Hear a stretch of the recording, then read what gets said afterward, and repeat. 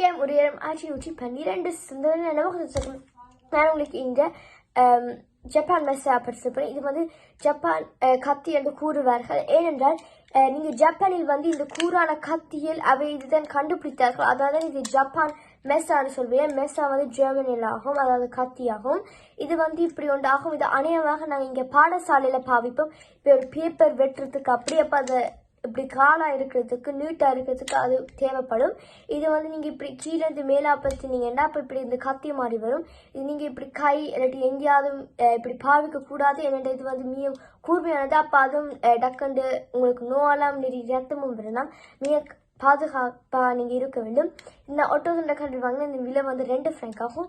அதில் வந்து நிறைய விதமாக இருந்தது. அப்போ நான் இந்த மினி சைஸ் எடுத்துனேன். எங்களுக்கு பாடசாலையில் எல்லாருக்கும் ஒன்று தேவை. நாங்கள் ஒரு புது ப்ராஜெக்ட் ஸ்டார்ட் பண்ணுறோம். ஆனால் இதுவும் நாங்கள் கவனமாக இருக்கோம் பாடசாலையில். ஏன்னா மற்ற பிள்ளைகளும் இருக்கிறோம். அதனால் நன்றி, வணக்கம்.